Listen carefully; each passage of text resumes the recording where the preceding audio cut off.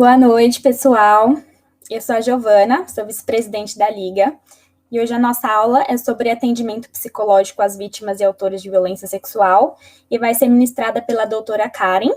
Ela é graduada em Psicologia pela Universidade Católica de Goiás, especialista em Psicologia Jurídica, especialista em Terapia de Famílias e Casais, com formação em Terapia Sexual Conjugal, mestre em Psicologia Social pela Universidade Católica de Goiás e doutora em Sociologia pela Universidade Federal de Goiás. Agora eu passo a palavra para a doutora Karen e boa aula para todos. Boa noite, pessoal. Boa noite, Giovana. Em primeiro lugar, eu gostaria de agradecer a Liga Acadêmica de Medicina Legal e Perícia Médica da Faculdade de Guarulhos, São Paulo, pelo convite para estar aqui hoje nesse primeiro simpósio de sexologia forense e compartilhar um pouco com vocês da minha experiência, que é de muitos anos na área do atendimento psicológico às vítimas e aos autores de violência sexual. Eu vou começar minha exposição, então, dizendo o seguinte: uma criança que vive com violência é mudada para sempre, mas não para sempre danificada. É importante a gente ter essa visão, né, que os danos são reversíveis, os danos são diferentes de vítima para vítima, de autor para autor, as consequências e tudo que decorre da violência não pode ser entendido como algo irreversível, apesar de ser extremamente danoso. Mas esse dano ele pode sim ser trabalhado e ser minimizado. Eu trago aqui um depoimento que está público no Instagram desse perfil que se chama Gaiola Invisível. Ela fala assim: todos os dias eu sinto essa sensação de estar sendo sufocada, de que alguém me impede de respirar. É o tal nó na garganta que eu tenho que desfazer agora, que eu tento desfazer agora neste livro. É a vontade de gritar para o mundo, sobretudo para a família inteira, o que eu vivi. Vontade de ficar de frente para o meu tio e gritar, gritar, gritar.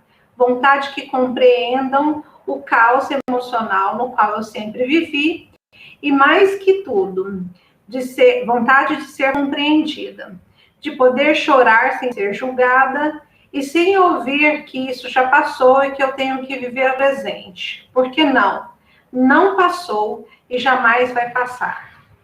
Eu achei esse relato um relato muito forte e gostaria de chamar a atenção, de vocês para o fato de que essas pessoas que vivem essas situações, elas precisam falar. E mesmo que isso tenha acontecido lá na infância e essa mulher já seja uma mulher adulta, ela vai precisar falar quantas vezes forem necessárias para que ela possa, de fato, tirar essa necessidade de nó na garganta, tirar isso de dentro dela. E esse processo de falar, ele se faz muitas vezes por meio da psicologia e da psicoterapia. Eu trago aqui que a violência sexual intrafamiliar, eu vou falar dela especificamente, é altamente devastadora, não somente para a vítima, mas também para o autor da violência, para a mãe que muitas vezes não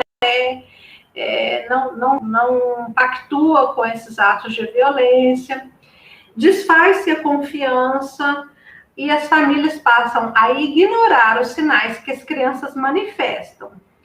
As crianças muitas vezes têm medo de serem desacreditadas, então o que eles vão pensar de mim quando eu falar que o meu pai, que o meu avô, que o meu tio, que todo mundo acha que é um cidadão exemplar, ele está cometendo esses atos comigo, As vítimas, quando elas são adolescentes, aumenta-se o descrédito, porque a gente tem na nossa sociedade essa falsa ideia de que se as adolescentes não disseram não, ou se elas não se preveniram contra essa violência, então, de alguma forma, ela compactuou com isso. Isso é uma falsa crença, A gente tem esse defeito, vamos dizer assim, que eu não estou conseguindo achar outro nome, mas de culpabilizar a própria vítima pela violência que ela sofre. Isso é social, isso é histórico, né? A gente tem isso dentro das famílias, a gente tem isso nas instituições, a gente tem isso nas relações com profissionais de saúde, como psicólogos, como médicos e enfermeiros e etc. A mãe, ela entra em uma crise identitária pela revelação da violência sexual, porque ela vivencia incerteza, culpa e dúvidas sobre a sua competência maternal. A mãe pensa, aonde foi que eu errei, que eu não vi essa violência acontecendo debaixo do meu próprio nariz, dentro da minha própria casa. E eu trago aqui para vocês a citação da Mônica Café, que é uma colega nossa aqui de Goiás. Ela fez uma dissertação de mestrado na qual ela estudou a heteronomia e a autonomia das mães. Na minha prática com famílias, de atendimento com famílias em situação de violência sexual, a gente via isso claramente, né? Que as mães, depois da revelação, elas iam juntar as peças do quebra-cabeça e elas falavam, como é que eu não vi aquilo tudo? Porque aquele dia que ele pegou a criança e saiu, aquele dia que aconteceu isso ou aquilo outro, isso já significava que era a violência sexual acontecendo. Trago aqui algumas consequências psicológicas para as vítimas, como abandono da escola, baixo rendimento na aprendizagem, baixa autoestima, ideação suicida, isolamento social, que não é esse atual, né? Não tem nada a ver com isolamento social de Covid, né? Aqui a gente está falando de uma criança que, em condições normais de sociabilidade, prefere se isolar, comportamentos violentos, consumo de drogas, depressão, transtorno de estresse pós-traumático, ansiedade elevada, fobias, pânico. Minutinho.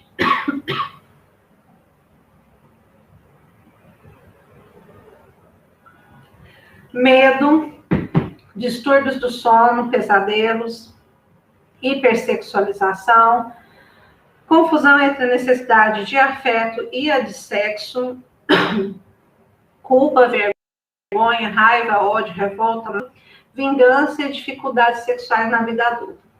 Apesar de todas essas se configurarem como consequências, eu coloco aqui embaixo, não façam um checklist. Eu tenho visto muitos profissionais, por exemplo, pega ali consumo de drogas, né? Consumo de drogas, de acordo com a literatura, é uma das consequências para as vítimas, e aí faz inferências a partir de sintomas, a partir de consequências, a partir de sentimentos, e não se trata disso, tá? Nunca se tratou disso. Quais são as áreas afetadas para as vítimas? Emoção e afeto, com certeza, as emoções, elas entram em ebulição, né? Existe a questão da tristeza, da vergonha, raiva, culpa, medo. Comportamentos, também, essa criança ou esse adolescente, essa mulher passa a se comportar de forma diferente do que ela se comportava antes da violência, se forem crianças, principalmente em relação ao próprio autor da violência.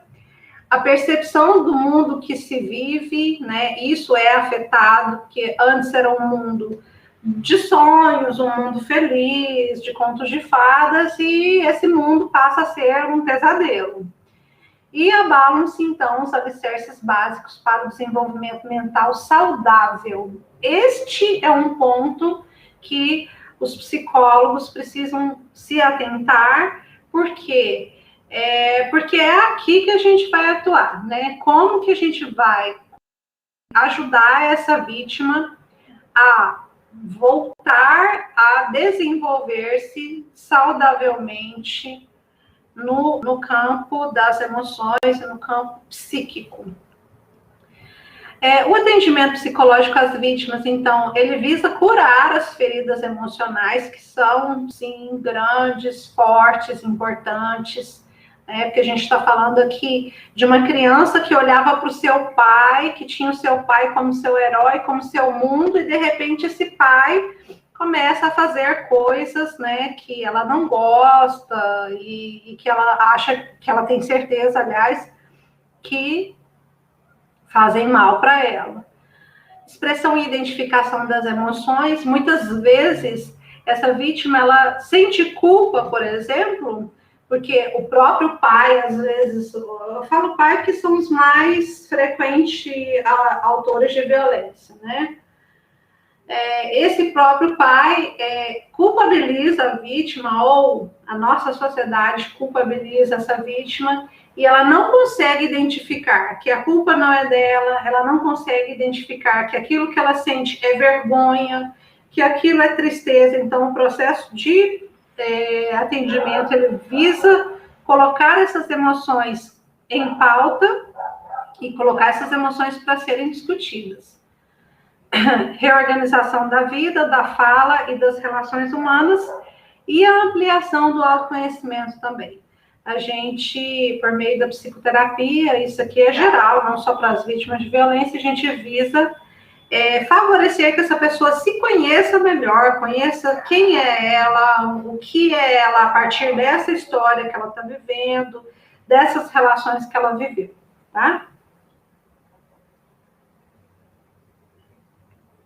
Desculpem, eu tô com um arranhado na garganta, mas vai passar. Lucy, eu trago o caso da Lucy, fictício, 13 anos, estuprada por um homem de 35, com imensa brutalidade, chega em casa insana, e o pai, ao vê-la, desgosto, porque essa filha é virgem. E a lei da época dizia que o autor de violência sexual deveria casar ou ir preso. Então, o pai, né, ordena o casamento da Lucy com o seu próprio estuprador. Eles tiveram 11 anos de união e a Lucy apanhou todos os dias. Quando foi isso? Coloquem no chat aí para mim, que eu quero ver se vocês vão acertar. Quando é que foi essa história? Vou aguardar, parece que tem um delay aqui. Enquanto isso, eu vou beber mais uma água.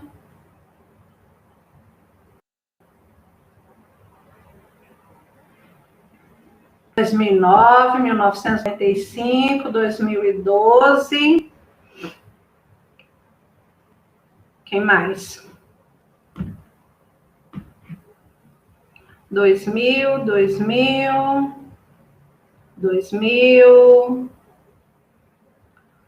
Vamos ver quem vai chegar mais perto. Mais alguém?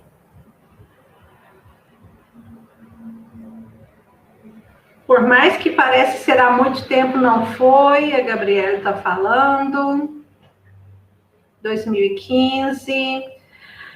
Gente, essa história foi em 1982. Ó, João Vitor Rocha, 1980. Foi o que mais chegou perto. 1982, em Guarulhos, São Paulo. E sim, até 2002, a lei brasileira era assim. A pessoa que estuprasse uma criança, ela poderia escolher casar-se com esta criança ou com essa adolescente e libertar-se da consequência que era a prisão. Eu trago aqui para vocês que eu discuto a questão da violência sexual contra crianças e adolescentes a partir da psicologia social, que vai olhar para o sujeito e vai olhar para a sociedade.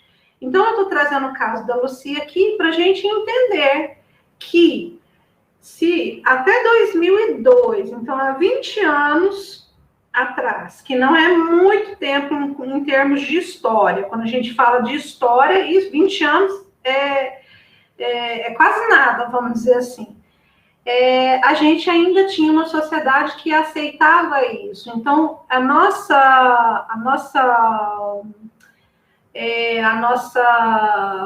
o nosso zeitgeist, né, a nossa sociedade ainda convive muito com esse tipo de ação em relação à violência sexual. Quais são os fatores sociais, então, da violência sexual? E eu vou dizer, essas referências são de 10 anos atrás, mas eu vou dizer que ainda são muito atuais.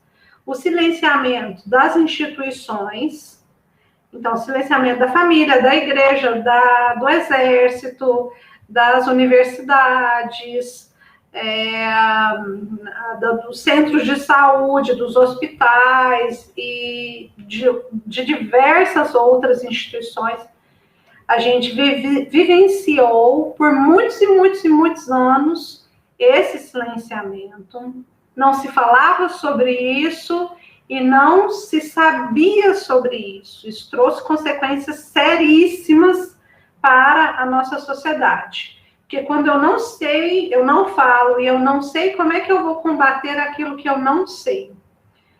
Outro fator social, o valor cultural dos corpos adolescentes como ideais de beleza, isso está posto desde muito tempo, né? Mulheres novas são consideradas mais atrativas sexualmente do que as mais velhas. Corpos infantis erotizados pela mídia e a pedofilização. Eu já vou explicar para vocês o que é a pedofilização, está no próximo slide.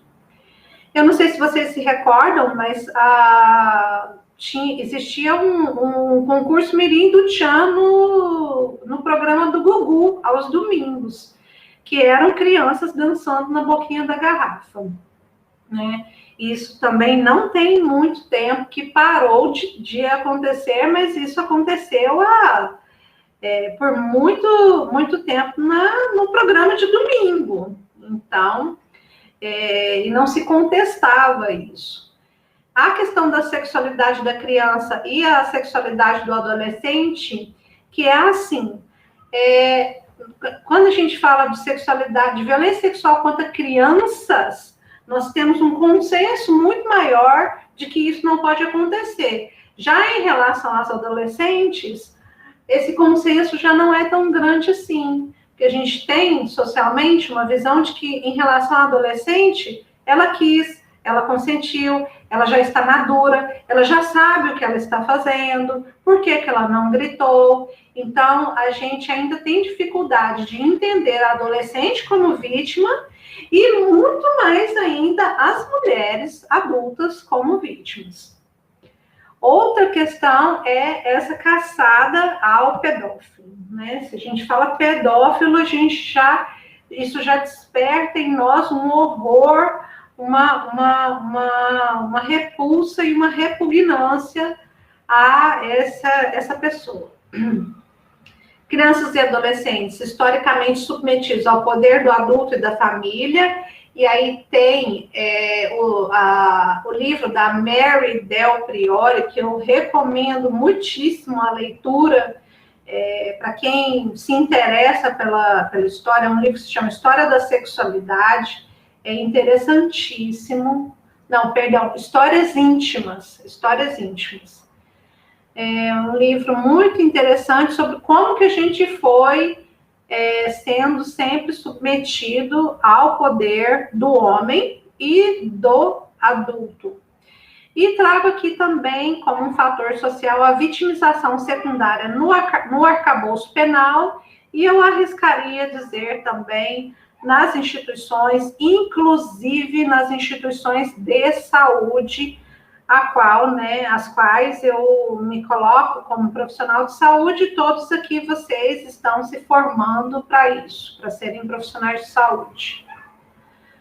A cultura da pedofilização é um conceito trazido por Jane Felipe, lá em 2006, que ela diz assim, ao mesmo tempo que somos uma sociedade que tem leis e sistemas de proteção à infância e adolescência, nós também fazemos a erotização de corpos infantos juvenis, porque os consideramos como sedutores. Então, essa contradição entre proteger e erotizar, que ela chama de cultura da pedofilização.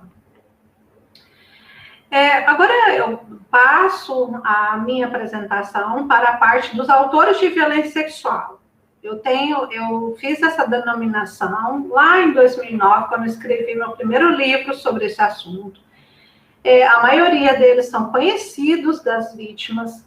No caso das mulheres adultas, são chefes, colegas de trabalho, colegas de faculdade, amigos, ficantes, namorados, maridos e desconhecidos. Vejam que eu coloco aqui como possíveis autores, namorados e maridos, porque a partir do momento que a mulher diz que ela não quer ter aquele relacionamento sexual, se uma forçação de barra, mesmo sendo namorada e mesmo sendo um marido, essa pessoa está praticando, sim, violência sexual contra essa mulher, porque ela disse que não. Em relação a crianças e adolescentes, maiores autores são os pais, padrastos, avós, tios, vizinhos, irmãos, primos e etc. Então, gente, isso é um cenário muito triste. É um cenário muito triste, porque são pessoas que são conhecidas, não são monstros, no sentido de que são homens comuns, são homens da nossa sociedade que acabam fazendo isso. E é incrível que, assim, a gente conhece várias mulheres que foram vítimas de violência, essas mulheres falam e fazem seus relatos, né? Mas a gente não conhece, não reconhece os autores de violência como essas pessoas, os chefes, os colegas de trabalho. A gente dá a eles esse caráter de monstruosidade e isso é errado na medida em que, ao torná-los monstros, você tira eles deste lugar que é o lugar de que eles são pessoas comuns mesmo. Eu trago aqui o caso do Jonas, que ele sentia desejo sexual pela vítima, ele sentiu desejo por 2 filhas e pelo filho, e esse é um dos pontos que a gente, na nossa cabeça, isso não entra, porque a gente, na nossa ideia, ou seria por meninas ou por meninos. E isso não é verdade. Isso pode acontecer dele sentir por meninas e meninos. Foi uma violência sexual prolongada, mas o que eu quero trazer aqui é que ele ficou 1 ano e meio negociando com o próprio desejo para não praticar violência sexual contra as filhas. Ele sentia desejo sexual pela filha e falava, meu Deus, eu sou pai, eu não posso, eu não vou fazer isso. Aí depois, ele se envolvia com outra coisa, depois aquele desejo vinha de novo. Ele fala, ai meu Deus, onde que eu vou buscar ajuda, com quem que eu vou falar sobre isso, etc. Ele relata que ficou 1 ano e meio nessa negociação. Esse caso aqui foram entrevistas que eu fiz para o meu doutorado, e o Jonas já estava preso por ter praticado violência sexual contra as 2 filhas. Ele não chegou a praticar contra o filho, mas a minha pergunta é aqui. Se ele tivesse recebido ajuda psicológica ou ajuda de profissional de saúde para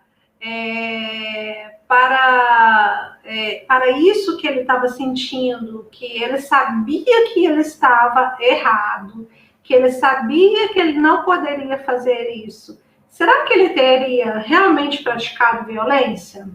E quantos homens que querem essa ajuda, porque eu na minha prática, eu me deparei com vários deles que quiseram isso, mas eles não tinham a quem recorrer, não sabiam aonde buscar essa ajuda. Trago aqui também o caso do Amarildo. O Amarildo, Ele fala assim, ó, ela, a enteada, tem coisas para me falar, alguma mágoa, não sei, alguma palavra para me falar. Ela poderia até perdoar, mas nunca vai esquecer. Eu acho isso ruim demais. Eu tenho vontade de pedir perdão para ela e para a mãe dela, mas tenho vergonha de conversar isso com ela. Mas a gente não fala sobre o assunto.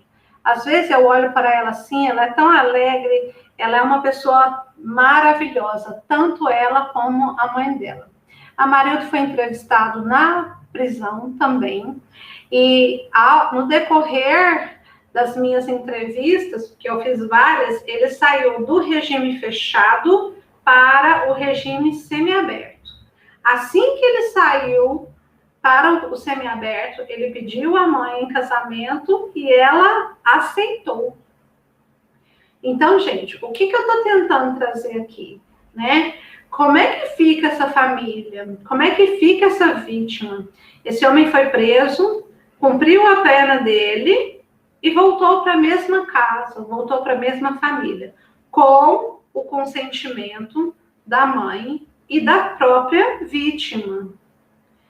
Então, vejam que eu estou querendo tentar argumentar com vocês que a prisão, ela é necessária, nós precisamos disso até para poder interromper a violência, mas ela não é suficiente porque ela não dá conta da complexidade da violência sexual, que a violência sexual ela tem, no mínimo, duas bases. Uma que é criminal e a outra que é psíquica. Né? Tem outras bases também, tem a base biológica, né? Que vocês que são da medicina que vão cuidar dos danos físicos, né? Das questões físicas das consequências físicas para essas pessoas, mas aqui a gente está falando das questões psíquicas.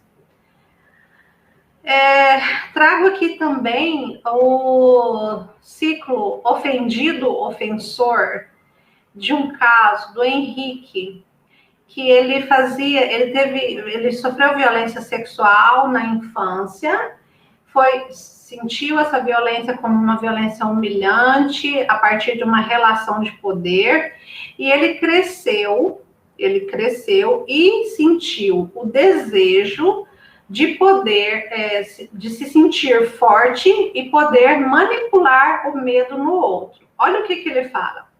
E eu tinha vontade de fazer alguma coisa com criança. Aí fui juntando as coisas que aconteceu, e aí eu peguei e falei, eu vou pegar um moleque e vou fazer alguma coisa com ele. Menos matar. Eu não morri, mas eu queria fazer a pessoa se sentir bem rebaixada, humilhar uma pessoa até não ter mais jeito, fazer a pessoa ficar oprimida, entendeu? Sentir assim o dono da situação, ver a pessoa pedir pelo amor de Deus e tal, e oprimir alguém assim que tivesse mais ou menos aquela idade que eu tinha um tempo atrás. Por que eu trouxe isso aqui? Porque o Henrique foi uma das crianças que sofreu violência e praticou a mesma violência com as mesmas características na fase adulta. Então, eu quero argumentar com vocês que em relação à psicologia, à emocionalidade, à psique desses indivíduos, existe uma tentativa de reelaboração, muitas vezes. E algumas pessoas podem fazer, nas fases adultas, a mesma violência para que elas consigam se reelaborar. Mas nisso elas se atrapalham todas, né? Porque elas acabam sendo presas. E isso, cometer o mesmo ato, acaba também não resolvendo o problema emocional. Muito pelo contrário, complica a vida emocional dessas pessoas. Meninos vítimas de homens, tem a questão do medo da homossexualidade, isso está na literatura, isso está na nossa prática. os meninos que estão sexualmente violentados por pais e padrastos e são seus filhos ou enteados, e isso se configura como um duplo tabu, que é o tabu tanto da homossexualidade, como também o tabu do incesto. Quem fala isso foi Pinto Júnior, quem falou isso, Pinto Júnior, em 2005. West, 2000, no ano de 2000, fala: os meninos sexualmente violentados por mulheres raramente as acusam por temerem ser incompreendidos. Eles temem ser ridicularizados por não terem aproveitado a experiência sexual. É ou não é verdade, gente? Nós, como sociedade, o West é norte-americano, mas eu trago isso para a experiência aqui, para a nossa realidade brasileira. Nós, como sociedade, nós estimulamos, de certa forma, meninos a terem experiências sexuais com mulheres adultas.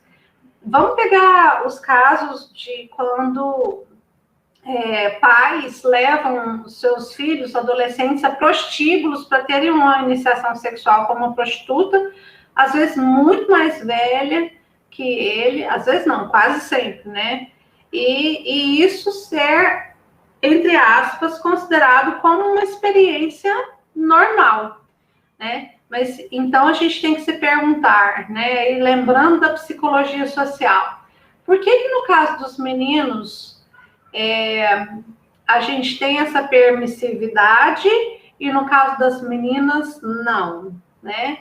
Porque a gente tem uma concepção da violência permeada por uma questão de gênero, assim como o nosso olhar. Nós somos uma sociedade machista, sexista e capitalista e um monte de istas.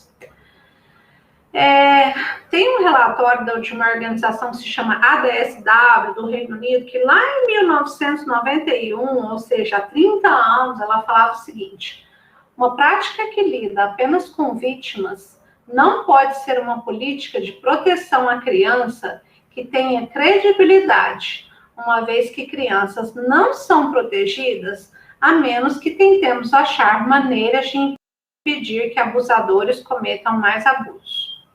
Então, quem faz a defesa do atendimento psicológico ao autor de violência sexual, normalmente faz a partir desta visão aqui, de que este atendimento é para que se garanta que essa pessoa pare de fazer isso, pare de cometer a violência.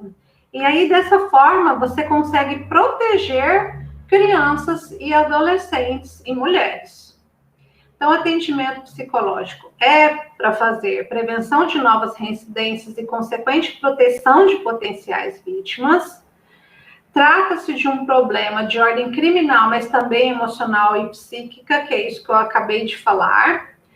Autorresponsabilidade quanto às violências praticadas, e aí você vai trabalhar com esse sujeito. Como é que foi que isso aconteceu em sua vida? Como foi a história da violência sexual em sua vida? Como é que você chegou lá, neste ponto? O atendimento também visa promover reflexões sobre o significado da violência para suas vítimas e a ampliação do autoconhecimento, entendimento de sua história de vida, dos sentidos, dos significados, da personalidade, da história familiar e também dos condicionantes sociais da violência sexual, que são machismo, racismo e capitalismo. O pessoal está aqui no chat: meu Deus, eu queria entender o que é esse meu Deus, o que vocês ficaram impressionados? Eu vou continuar aqui, porque parece que tem um delay, mas aí me respondam aqui o que é que vocês estão tão impressionados assim, para a gente dialogar. O atendimento psicológico, ele, na literatura internacional, ele é comprovadamente eficaz no sentido de diminuir os índices de reincidência. Então, aqui, McGrath e colaboradores, em 2003, encontraram que os autores de violência sexual tratados reincidem 6 vezes menos do que os não tratados.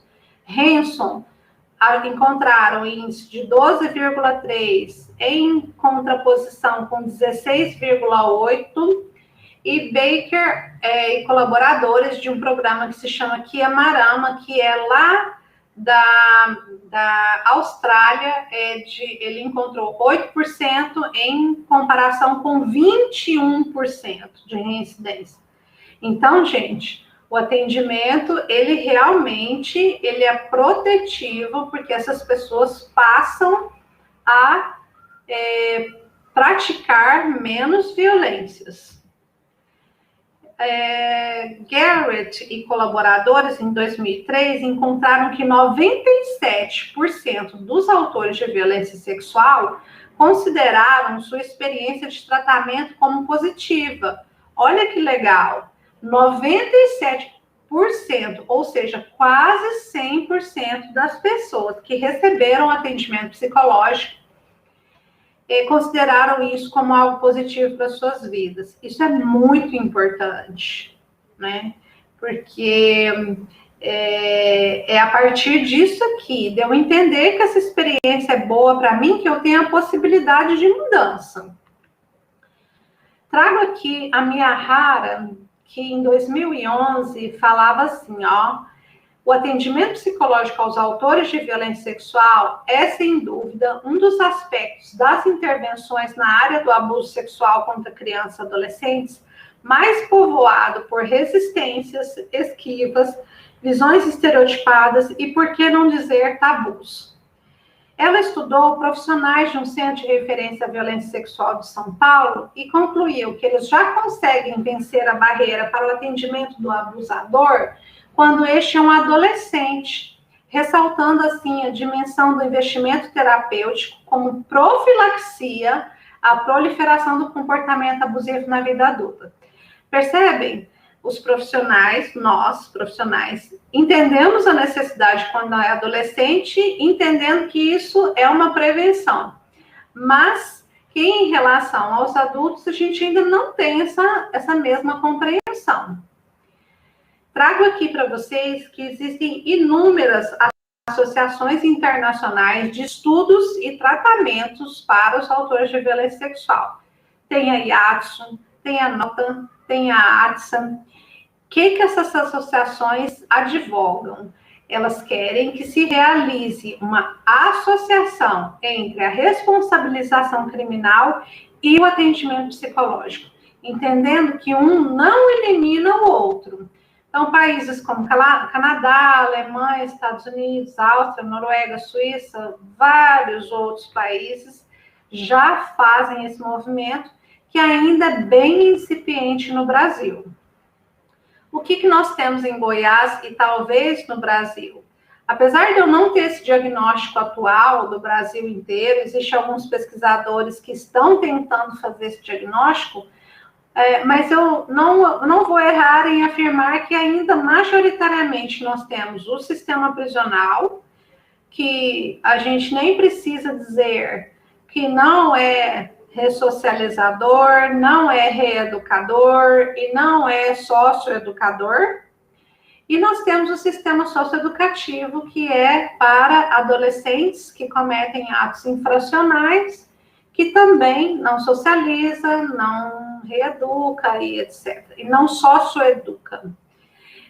Infelizmente, nós temos uma falácia em relação a isso aqui, que é essa falácia de que é muito bonito no papel, de que é para regenerar esse sujeito, mas a gente sabe que, na realidade, a gente quer se enganar com essa história, porque não há como entendermos que, ao colocar pessoas aglomeradas em lugares superlotados, onde não se tem as condições básicas de sobrevivência e de vida mesmo, de que isso, de alguma forma, resulte em um resultado positivo para a nossa sociedade. Não existe isso, né? O sistema prisional adulto e de adolescentes, eles dispensam esse tipo de reflexão, porque é uma grande hipocrisia a gente dizer que eles reeducam.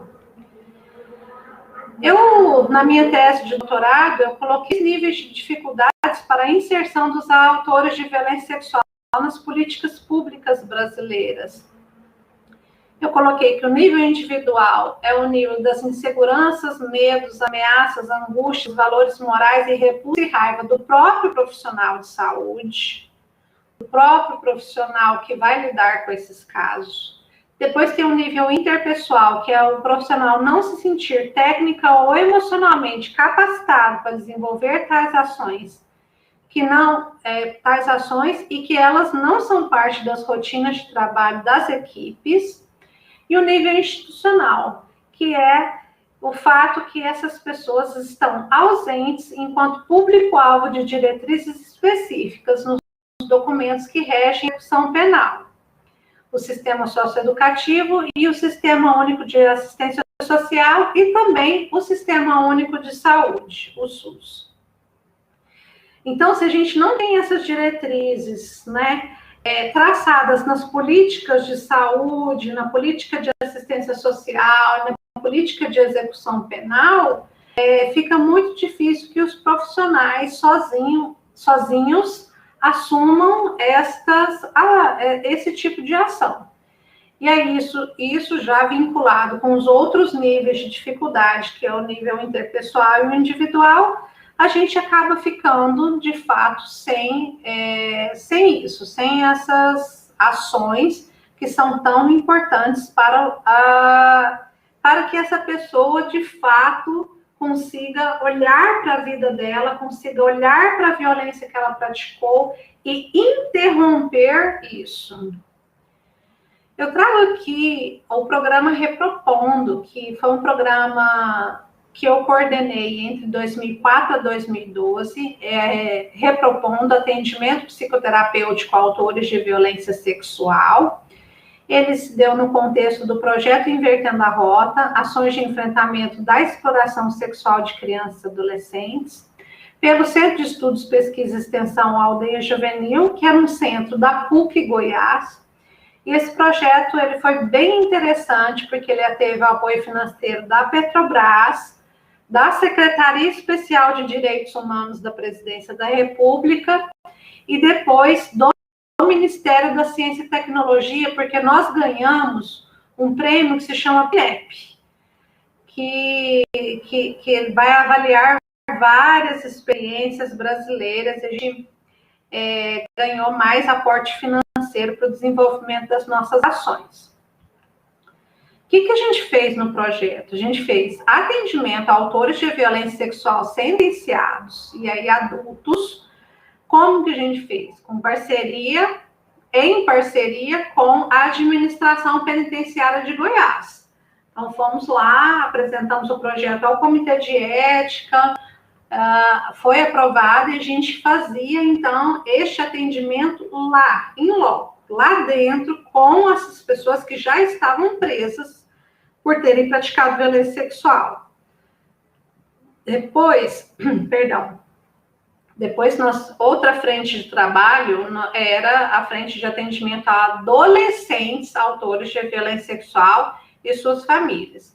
Fizemos parceria com o Juizado da Infância e Juventude, Universidade Federal de Goiás, fizemos várias reuniões com a rede de atenção a mulheres, crianças e adolescentes em situação de violência para que elas encaminhassem esses adolescentes para nós também, e fizemos esse trabalho que foi muito profícuo.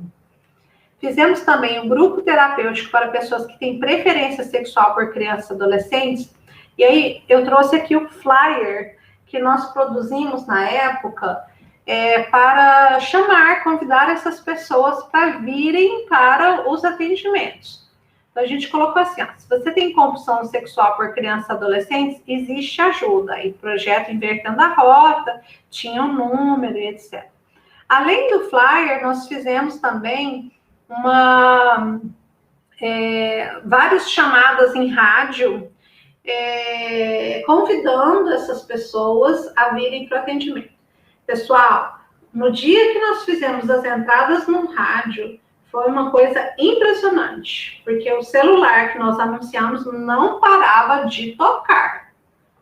Enquanto eu estava falando com uma pessoa para fazer a triagem, eu já ouvia aquele barulhinho da outra ligação entrando. Então, isso quer dizer o quê? Que essa demanda, ela existe e ela está na comunidade. A maior parte dessas pessoas anda entre nós. São pessoas do nosso círculo social. Não são estranhos que estão fora desta realidade. Não, eles estão dentro dessa mesma realidade que nós estamos. A outra frente de trabalho foi um grupo que eu chamei de grupo reflexivo sobre o atendimento aos autores de violência sexual, que era um grupo de profissionais. A gente fazia supervisão entre nós mesmos, a gente discutia as ações do programa, como que a gente ia proceder e tudo que acontecia, né, no decorrer do programa, e fazia até a supervisão dos casos também. Foi bem interessante. E esse grupo foi uma ideia, assim, de que, como a gente não tinha parâmetros, a gente não tinha outros programas nacionais que fossem, que fossem nos espelhar, né, para a gente continuar uma ação nesse sentido, a gente se fortaleceu enquanto grupo e a gente foi construindo o nosso próprio fazer no decorrer do programa.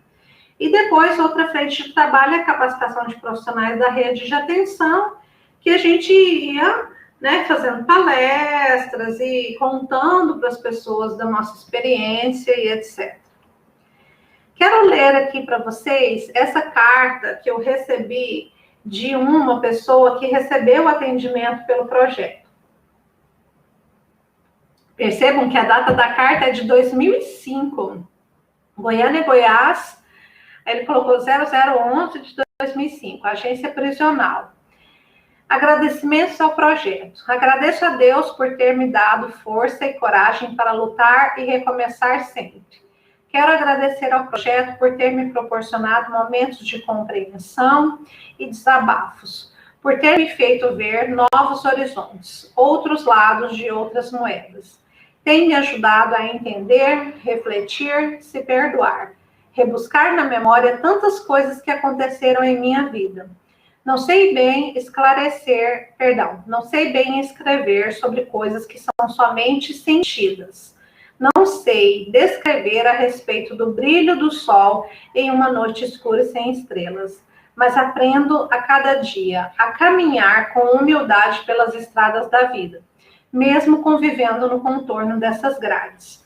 O atendimento tem me trazido resultados positivos e antecipados que eu jamais imaginaria. Obrigado a todos, de forma especial, por ter me presenteado com um presente tão divino e muito importante para mim. Não conheço os organizadores, diretores, chefes, nem conheço quem teve a ideia, mas é de coração. Obrigado a todos. A senhora Karen tem lhes representado todos aí no projeto de forma muito responsável e competente.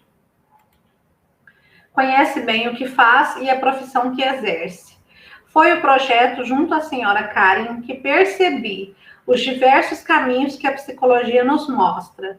Me ajudou no controle emocional, no controle mental, em tudo me deu força e equilíbrio para superar o inferno do momento. Através do projeto, junto à psicóloga senhora Karen, descrevi meu desgosto pela vida e pelos crimes cometidos. A dor que sinto. Falei da juventude, da infância, da família, das paixões, dos sonhos, do justo, das atrapalhadas, enfim, milhares e milhares de palavras que me proporcionou um alívio. Vocês todos são os responsáveis por tudo de bom que tem acontecido. Mais uma vez, muito obrigado. Só Deus pagará. Estes são os mais sinceros votos de gratidão, de confiança, de amizade de um simples recluso, sistema da Agência Prisional Penitenciária Odenir Guimarães Módulo. Este homem estuprou e matou uma criança ao cometer um assalto juntamente com outros 2 colegas. E, gente, olhar para isso e dar voz a esse sujeito é um enorme desafio para todos nós profissionais de saúde, né?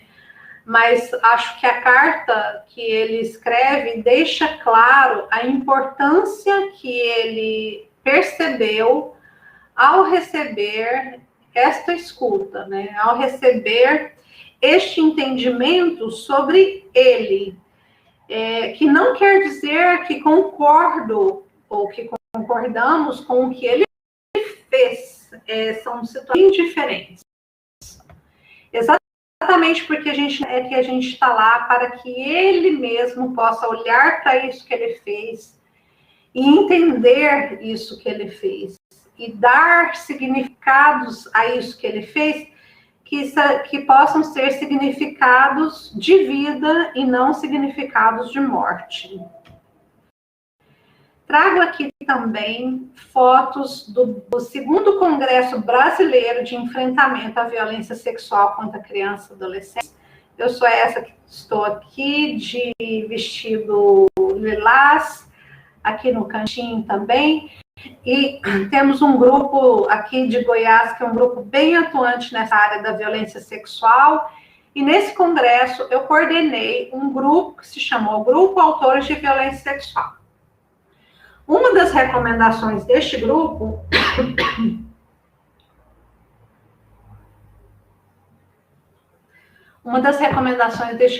foi estabelecer que a responsabilização de autores de violência sexual deve ser composta por responsabilização jurídica e penal e atendimento psicoterapêutico social, visando garantir a atenção integral em todas as políticas públicas. Trago também fotos do Congresso Nacional da Psicologia, que aconteceu em 2019, quando a gente podia aglomerar, sem medo, sem máscara, sem distanciamento. Esse congresso é muito importante para a psicologia brasileira, porque ele vai do município até a etapa nacional, e cada psicólogo que quer apresentar uma proposta, ele pode fazer isso, e ele vai defendendo a sua proposta em todas as etapas. Então, eu fui fazendo isso, e foi realmente bem trabalhoso, mesmo dentro da própria psicologia, fazer essa defesa, porque as pessoas não querem aceitar esta ação e não querem aceitar que esse atendimento é possível.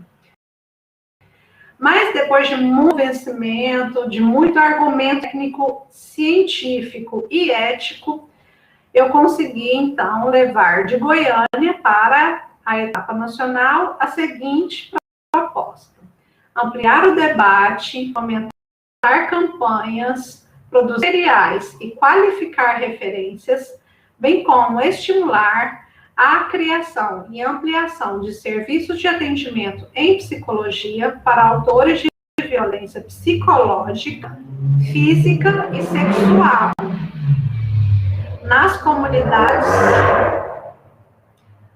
e nas prisões, pautados na perspectiva de responsabilização e não somente na criminalização do ato de violência, com vistas à prevenção de reincidências e proteção de potenciais vítimas, considerando-se os aspectos psicológicos, sociais e culturais na produção da violência.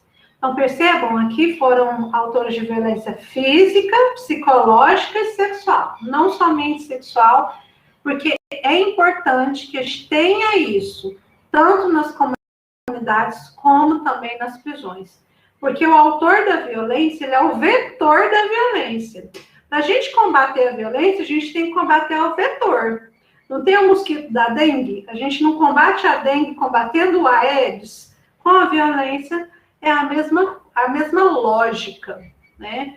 A gente não consegue acabar com a violência se a gente tratar apenas das dores emocionais das vítimas no pós-violência. A gente precisa tratar o pré-violência, a gente precisa fazer prevenção. Tá?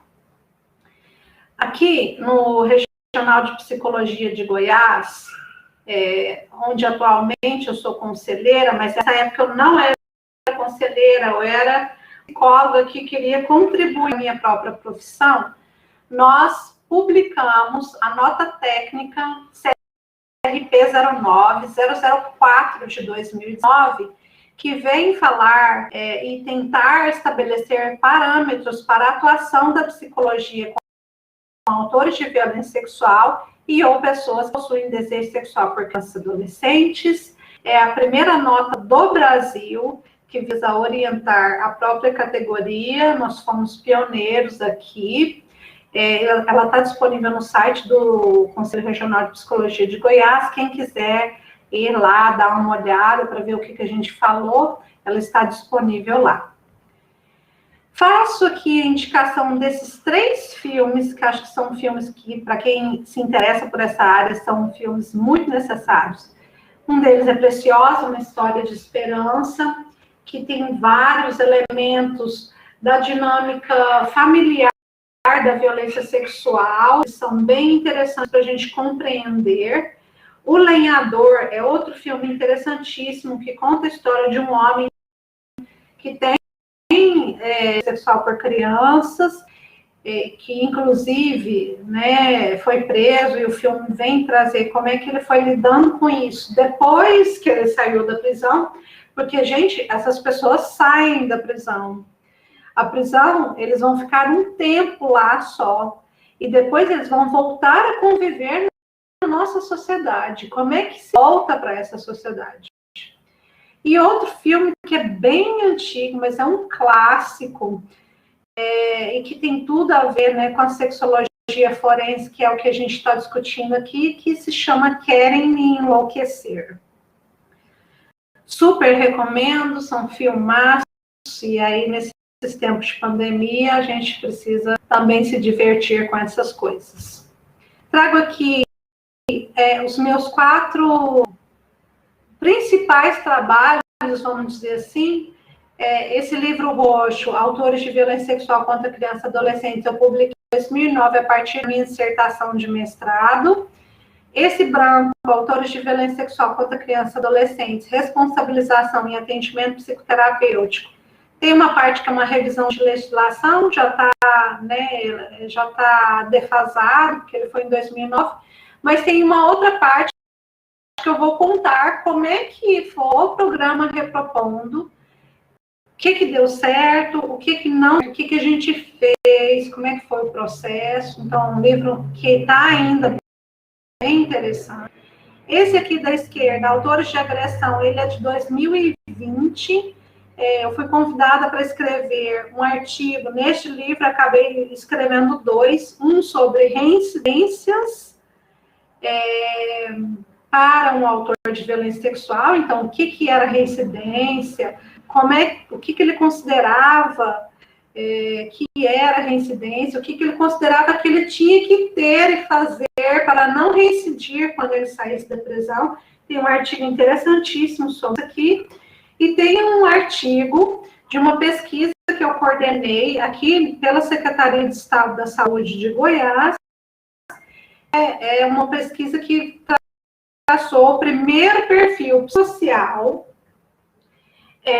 de usuários do Programa de Atenção Integral ao Louco Infrator, que é o PARLI, que é um programa também, outra coisa, não são somente autores de violência sexual, mas são pessoas que têm transtornos mentais e que cometeram crimes, e que o juiz, ao analisar o caso a partir de uma avaliação psiquiátrica, e muitas vezes também psicológica, determina que essa pessoa não fique em uma...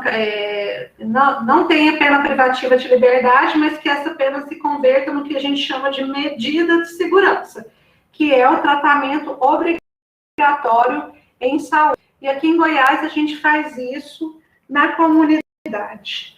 Aqui em Goiás a gente faz isso longe dos manicômios judiciários. Isso aqui tem outro assunto, né, que é um assunto que dá pano para manga, e é bem interessante. E eu descobri que entre esses 364 usuários do Paili que eu analisei, existiam 37 autores de violência sexual. A gente pode, depois eu posso pegar a pesquisa e mostrar para vocês alguns dados sobre isso. E esse livro cinza, por fim, se chamou Redescobrindo as Faces da Violência Sexual contra Adolescentes. É uma produção do nosso grupo de pesquisa aqui da PUC Goiás. E eu escrevi aqui um artigo contando a história de violência sexual também. Bom, gente, para finalizar, eu fui convidada hoje para refletir com vocês sobre o atendimento psicológico, que é o que a gente chama de pós-venção. Depois que aconteceu a violência sexual, é que nós vamos curar as feridas emocionais dessas pessoas, ou vamos lidar com a dor de uma pessoa que foi presa, né, que está com sua liberdade cerceada. Mas eu quero trazer para vocês que, idealmente, nós precisamos lidar e fazer prevenção de violência sexual. E prevenção implica em conversar com crianças e adolescentes sobre o que é violência sexual, o que fazer com a violência sexual, como se defender da violência sexual, como agir, a quem procurar. Então, eu pergunto para vocês todos que estão aqui e que têm filhos e que têm crianças em casa, vocês fazem prevenção de violência sexual com seus filhos? Se a resposta for não, então eu vou dizer para vocês que vocês estão vulnerabilizando as crianças. Eu trago aqui a foto da Lisa, que fez parte da campanha do 18 de maio do ano passado, exatamente porque foi uma criança que foi sexualmente educada por mim. Ela, desde pequenininha, ela sabe o que é, como é, o que é pedofilia, o que é abuso sexual, como se defender e etc. Então, quando eu contei para ela que a gente ia fazer campanha, ela fez questão, ela falou que queria participar, e ela colocou: encostar em suas partes íntimas deve dizer não. Esta menina, de apenas 10 anos, ela já sabe se defender, ela já sabe falar não, e ela sabe que se algum dia acontecer isso com ela, ela precisa buscar um adulto de confiança que vai fazer a proteção junto a ela, né? Que vai dar o amparo, o suporte, etc. Então, pessoal, eu trago aqui, eu tenho um site que é o www.karenesber.com.br. A melhor maneira de falar comigo é por meio deste e-mail, fale com a DRA, karenesber@gmail.com. Por lá, eu tenho uma lista de transmissão com conteúdos exclusivos para as pessoas que querem fazer parte de lá, querem receber esses e-mails. Então, as minhas palestras e outros conteúdos. Tenho o Instagram, @DRA Karen Esber. Tenho o canal do YouTube, que é DRA Karen Esber. E tenho o LinkedIn Karen Michel Esber.